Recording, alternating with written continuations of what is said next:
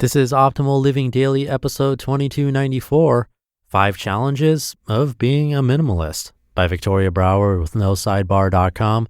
And I'm Justin Malik, reading you articles or sometimes book excerpts, always with permission from the authors.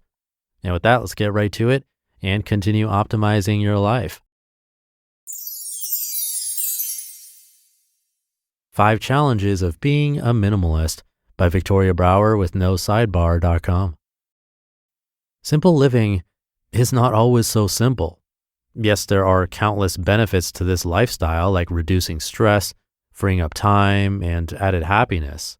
There's absolutely no way I would go back to my previous lifestyle where I created chaos by owning too many possessions. However, it takes a great deal of work to maintain a simpler life, and it comes with its challenges. But anything worth doing requires hard work.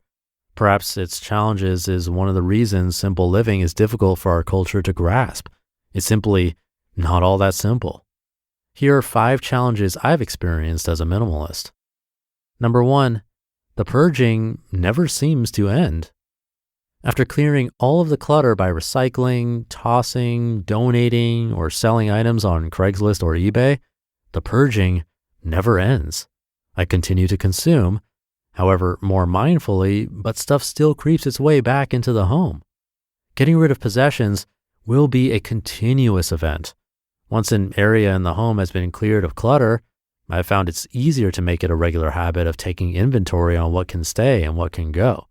It's not as overwhelming as the first round of decluttering, but it requires some time and effort to keep it maintained. Even though this is a challenge, I have found that removing materials is an enjoyable activity. It means giving to others, supporting businesses, money in my pocket, and my home and mind feel more at peace. Number 2, it often feels time-consuming. It takes time to get rid of things. Things need to be sorted, organized into piles, and put into their new homes. Whether it's driving to a donation center or resale shop, taking photos, and writing marketable descriptions to sell on a website, it takes away from doing something more fun. Once the challenge of ridding non-consumables is complete, much gratitude will be had. Time will be saved when the next purge is worked on, and more freedom will be found when not organizing as frequently.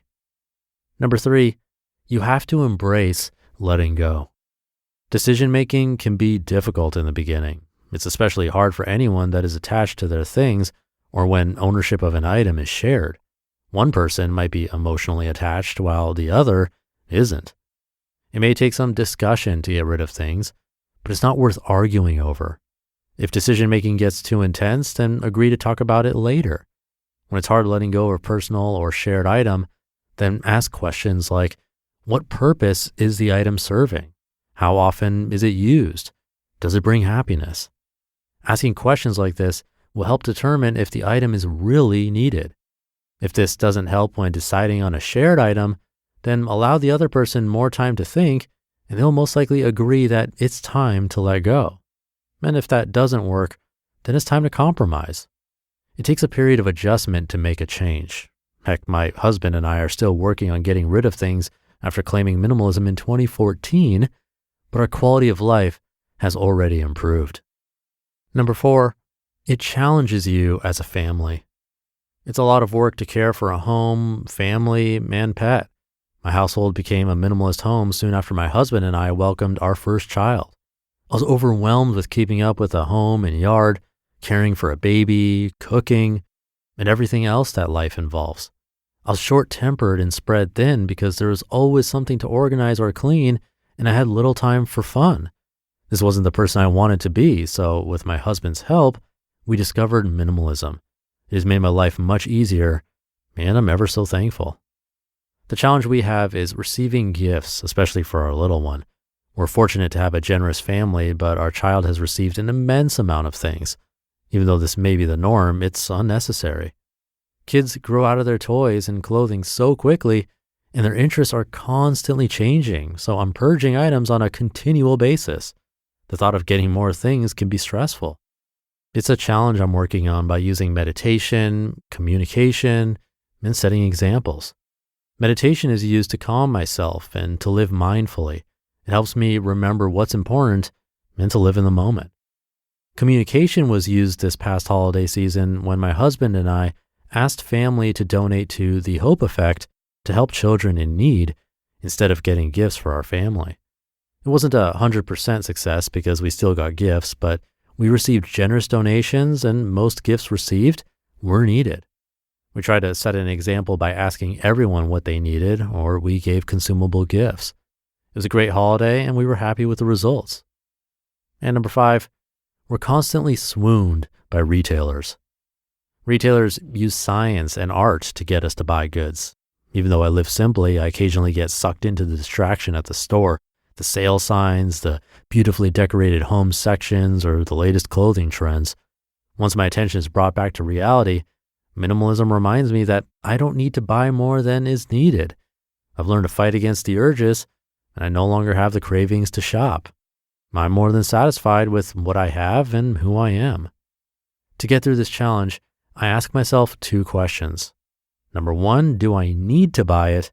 And number 2, why do I need to buy it? It works every time. You just listened to the post titled 5 Challenges of Being a Minimalist by Victoria Brauer with NoSidebar.com. Thank you to Victoria. The first one, purging never seems to end. That reminds me of the classic quote about minimalism and life in general, that it's a journey, not a destination.